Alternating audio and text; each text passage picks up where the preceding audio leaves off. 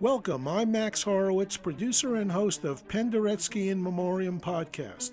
This podcast is created by Anna Perzanowska and presented by Polish Cultural Institute, New York. Penderecki in Memoriam Podcast unveils a multifaceted portrait of Krzysztof Penderecki with commentary from musicians, colleagues, radio programmers, and writers who lend insight and memories of Poland's greatest modern composer. This podcast is part of Penderecki in Memoriam Worldwide project, honoring the life and legacy of the great composer. Thank you to project partners Dukes, NAXOS, Ludwig van Beethoven Association, and Schott EAM for sharing Krzysztof Penderecki's music with the world. Academy and Golden Globe award-winning composer Elliot Goldenthal creates works for film, orchestra, theater, opera, and ballet. In addition to his more than 30 film scores, Goldenthal, who is an ASCAP Founders Award winner, has received multiple Tony, Obie, and Drama Desk nominations for his more than a dozen theatrical productions. The composer's Symphony in G-sharp minor had its world premiere with the Pacific Symphony, and his two-act opera Grendel, directed by Julie Taymor, was a finalist for the 2006 Pulitzer Prize in Music, premiering at the Los Angeles Opera, and was a centerpiece for New York's Lincoln Center Festival.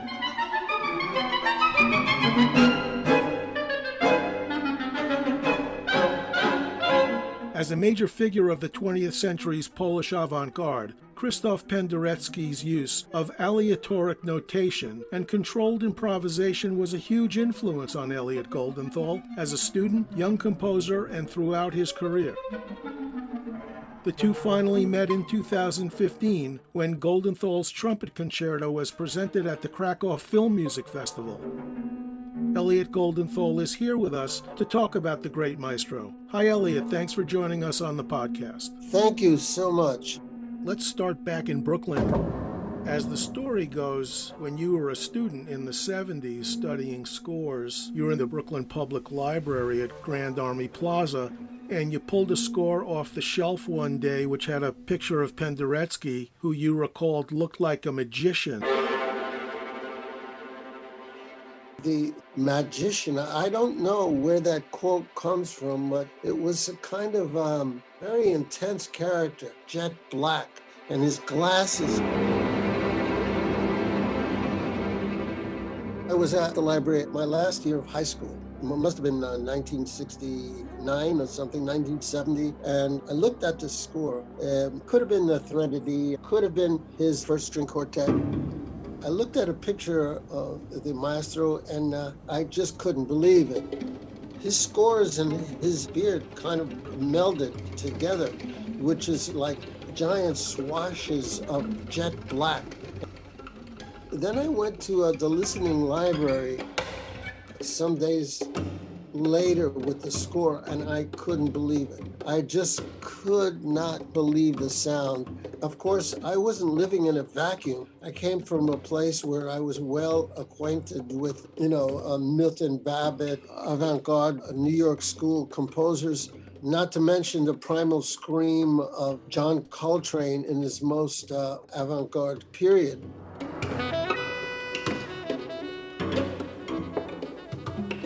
So I wasn't new to expressionist music in this fashion, but the way that Penderecki was able to coax those sounds out of a string quartet, out of a chorus, out of a string orchestra, out of brass.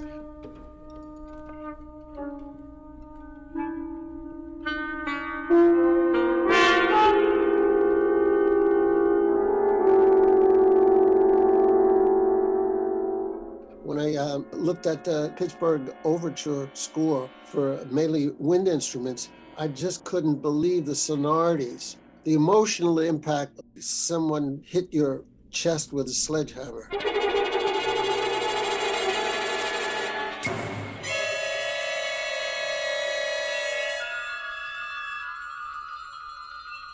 And I suppose at that point you never could have imagined that someday you'd be in Katowice premiering your trumpet concerto on a program with his music and with him sitting right behind you and congratulating you. It was an all Penderecki program.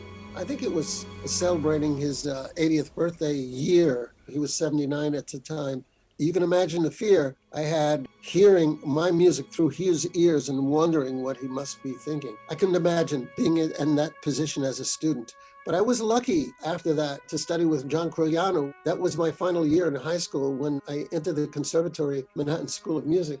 And he was also very much influenced or recognized the brilliance of Krzysztof Penderecki's use of notation and his mastery of form through that notation. It's not only sonorities, not only the colors of sounds, not only the brazen use of string textures and orchestral textures, it was also the deepness of the form. Being an admirer of Penderecki's music and then being a double admirer of John Crogliano, who taught me, he coaxed and took some of the sounds off this score and took me through it as a master does a student.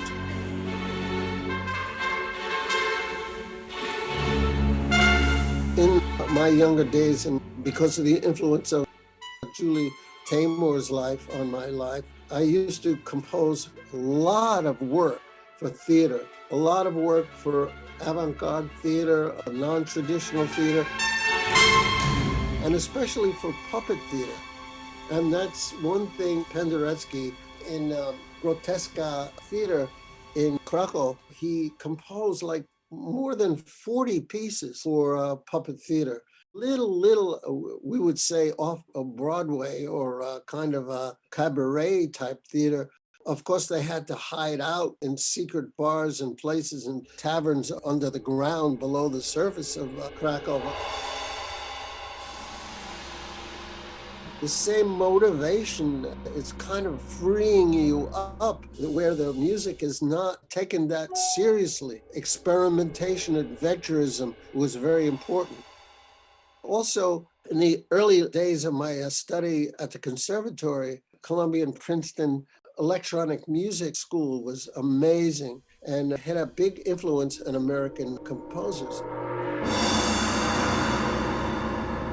And Penderecki, with the early electronic experiments, also, according to him, was very influential over the way he treated the orchestra.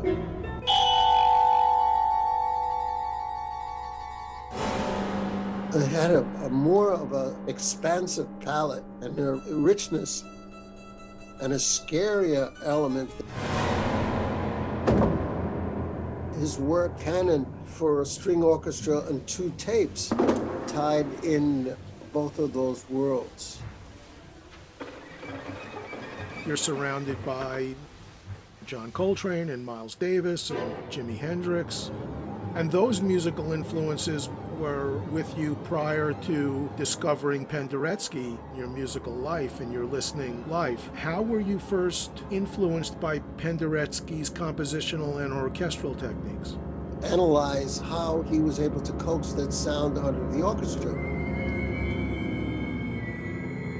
One thing that John Crogliano was very instructive about, he was able to get textures and sonorities that if you wrote it out in traditional European notation, the rehearsal would take like 30 hours. You know, if you look at the complexity of some of Elliot Carter's scores, for example, that sounds great, but it takes devotion in the rehearsal period. When you have a 3-hour rehearsal situation and you have 1 hour to devote to your piece, Penderecki's approach is a way to create illusions of those sound textures without the enormous burden of rehearsals.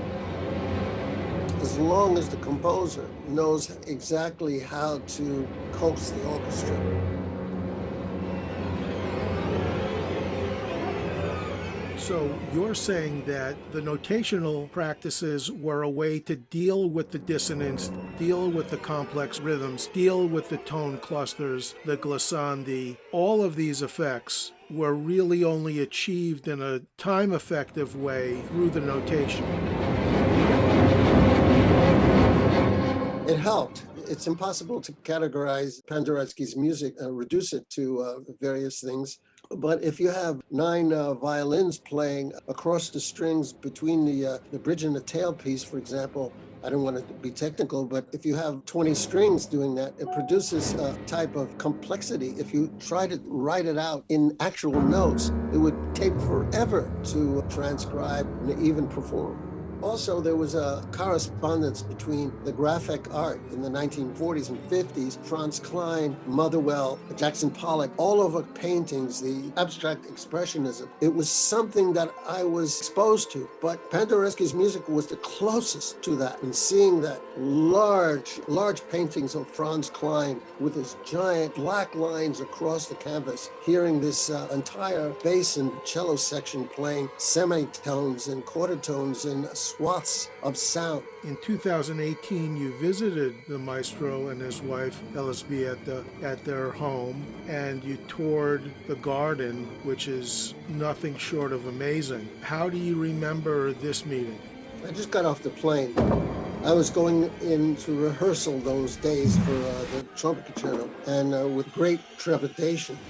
Here I was going to have to be on the same program of an all Penderecki concert. Meeting him at his house, I thought I was being overwhelmed. I thought I was going to be overwhelmed by this amazing figure.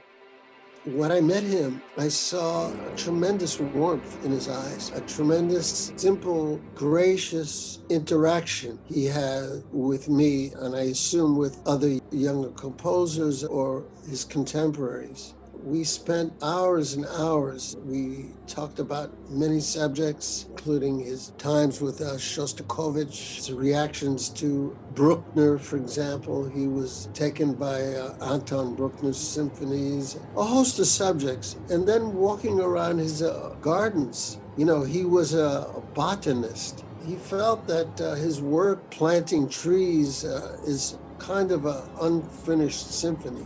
And he had this labyrinth on his property. He used to get lost, just wander alone. It's kind of very telling. He really, really enjoyed that process of walking alone in this labyrinth that he created for himself. A labyrinth in nature at the same time, trying to work out his grand structures.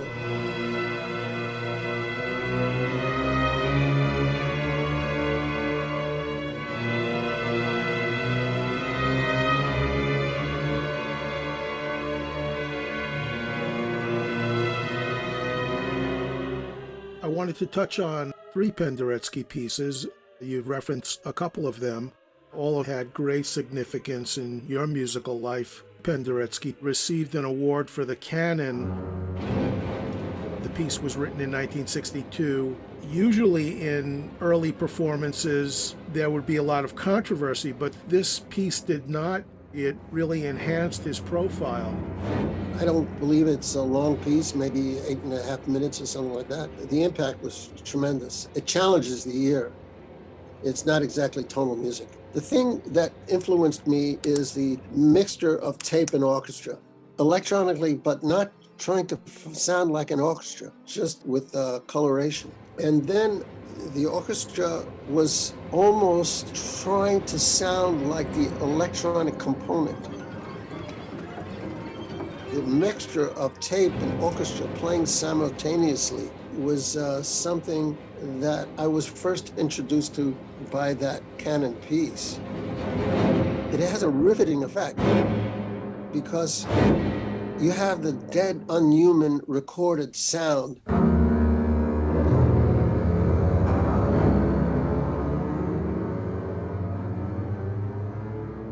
And then you have this complex community of human beings playing something live at the same time. It's interaction between something that's already dead and fixed, something that it's alive and trembling. I was really taken by that experience of listening and then applying it to a cinema application. With the two tape machines, there were something like 208 parts, which really created this spatial, three-dimensional sound. Who knows? When you hear it, you can't discern it unless you come from Mars or something. You can't really hear all the levels of deep structure that he applied to it, but when you study it, it becomes more apparent. But in the listening experience, you're just taken into this spatial world of, it's like opening up a door in a dream. The door looks familiar, but as soon as you open it, it's another world, another place you haven't been ever.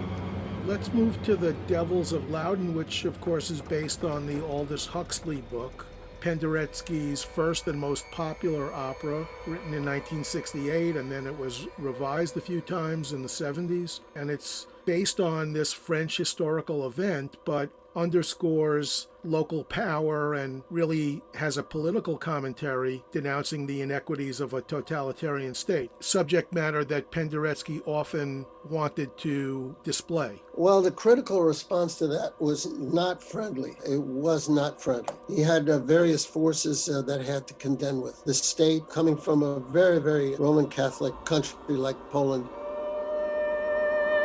subject matter was very, very difficult within the church.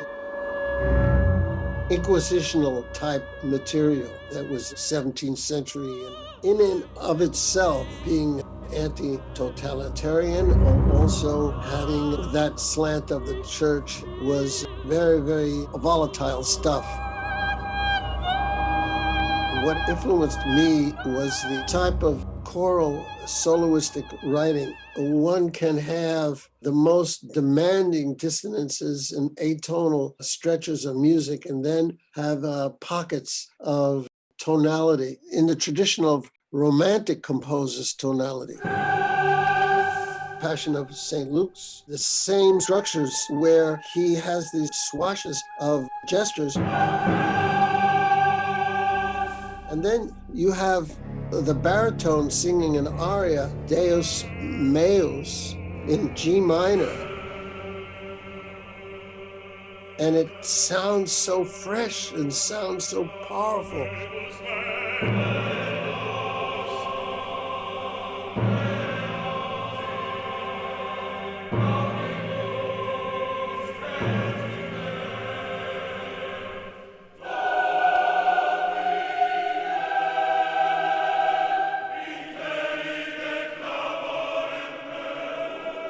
He was able to reach out, develop in his life another Penderecki, that coming out of the great vocal tradition of Europe, the great tonal tradition of the Romantic composers.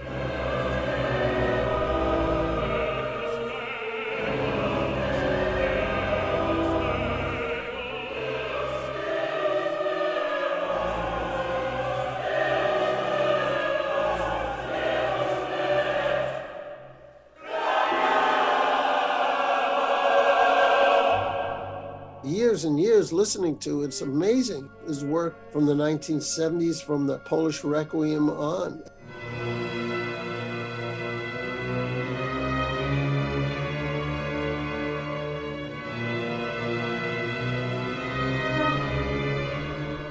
Okay, let's finish with the Pittsburgh Overture.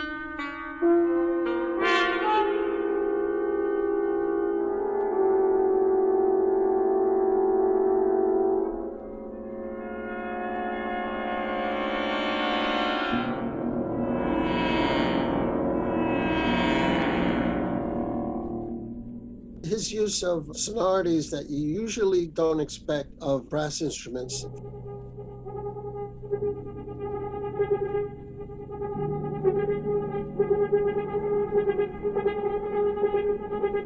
With the trombones, bass trombones, tuba, for example.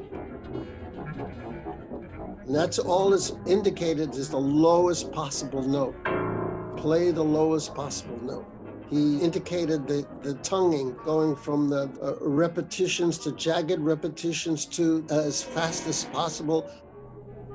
this note and the slide down a half a quarter tone while playing out of sync, not corresponding with the neighbor musician. So it released me, my way of thinking of a brass ensemble.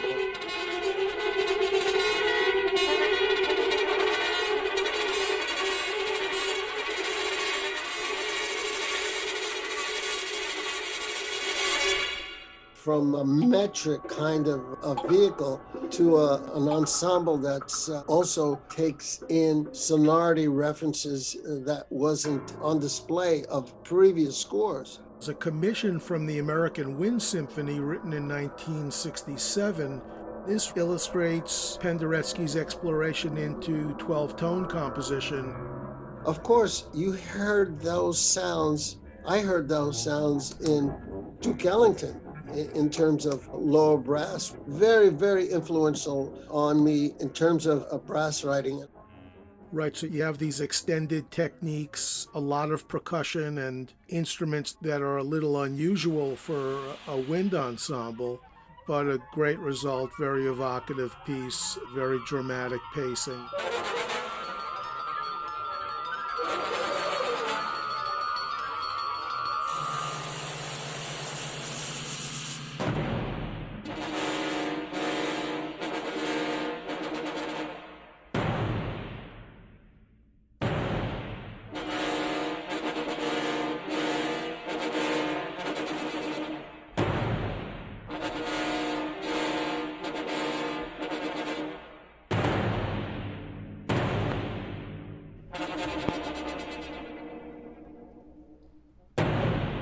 Elliot, in closing, I just wanted to get your recollections of last March 29th when the great maestro passed away. I was hoping to attend his birthday. I was hoping just to continue a relationship that was kind of just ignited when we shared that concert. My memories of Krzysztof Penderecki, the professor, the great maestro, the memories just expanding. You appreciate someone's work when you're alive, when a person is alive, but then you delve into their incredible library and you can see like a universe, patterns, structures, and so many works that it's worthy of study and listening and just being emotionally involved with. Just a tip of the iceberg in terms of being so lucky as to having a person that you can speak to about stuff you can't speak to anyone else in this globe about. For example, the atmosphere, political atmosphere in the 1957 in Poland and Russia, and you can't just share with anyone. And all of a sudden, all of that possibility is done. It's over. Person is dead. You won't hear Penderecki's next great work. I don't know, whether you're in your 30s or in your 80s, when you, one out of a million like Penderecki, one out of a billion, a person's death is no words, is no words.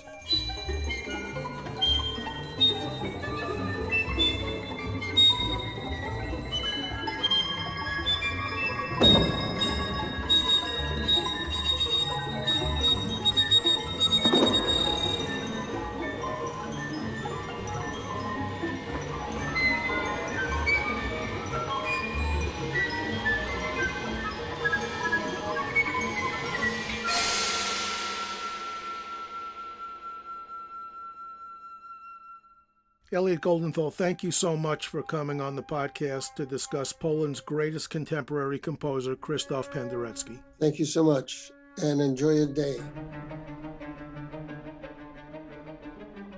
This is Max Horowitz, producer and host of Penderecki in Memoriam Podcast, created by Anna Perzanowska and presented by Polish Cultural Institute, New York. Thank you to project partners Dukes, NAXOS, Ludwig van Beethoven Association, and Schott EAM for sharing Krzysztof Penderecki's music with the world. We appreciate you joining us in honoring and celebrating Penderecki's life and legacy. Make sure to subscribe.